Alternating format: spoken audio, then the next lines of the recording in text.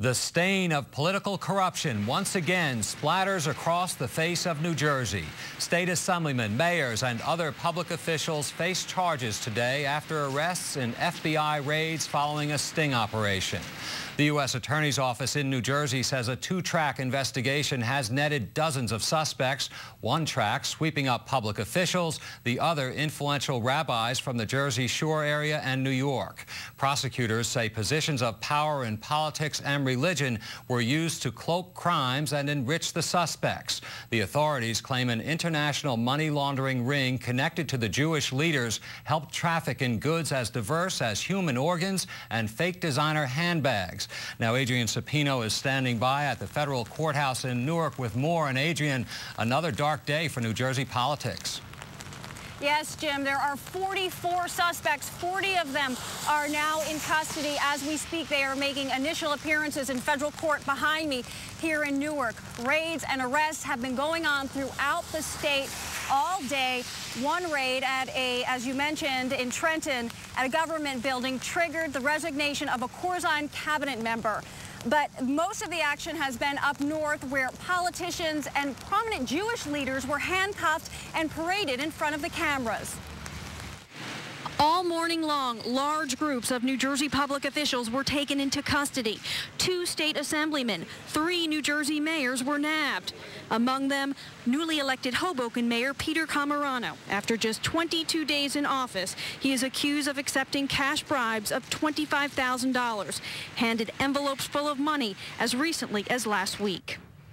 For these defendants, corruption was a way of life. They existed in an ethics-free zone, and they exploited giant loopholes in the state's campaign contribution rules. Among the most prominent suspects, Dennis Elwell, mayor of Secaucus, charged with taking a $10,000 cash bribe.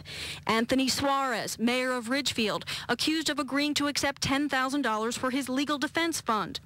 Also accused of accepting a $10,000 bribe, New Jersey Assemblyman Daniel Van Pelt of Ocean Township.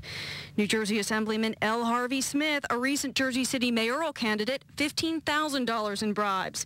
In Jersey City, Deputy Mayor Leona Baldini charged with taking $20,000 in campaign contributions and other self-dealing.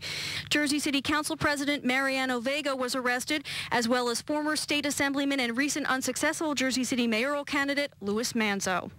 The investigation relied on one cooperating witness who authorities say posed as a real estate developer looking for smooth passage for his development projects. The informant also led investigators to 2 synagogues in Deal, Monmouth County. Several rabbis and their associates are accused of operating an international money laundering network between Brooklyn, Deal, New Jersey, and Israel, and laundering at least tens of millions of dollars through charitable nonprofit entities. The fact that we arrested a number of rabbis this morning does not make this a religiously motivated case. Nor does the fact that we arrested political officials make this a politically motivated case. This case is not about politics. It is certainly not about religion. It is about crime, corruption. It is about arrogance. It is about a shocking betrayal of the public trust. The investigation is part of the decade-long federal probe into New Jersey political corruption called Operation Bid Rig. Before today, it yielded 40 convictions of government officials in the Garden State. New Jersey's corruption problem is one of the worst, if not the worst, in the nation. Corruption is not only pervasive, it has become ingrained in New Jersey's political culture. The impact of corruption that it has had on New Jersey has been profound. There were also several middlemen arrested today who helped the cooperating witness meet those politicians who were willing to sell their office. There were building inspectors, housing authority officials arrested. Every level of local government, unfortunately, more evidence of New Jersey's political corruption problem. Reporting live in Newark, I'm Adrian Sapino. Jim, back to you in the studio. All right, thank you, Adrian.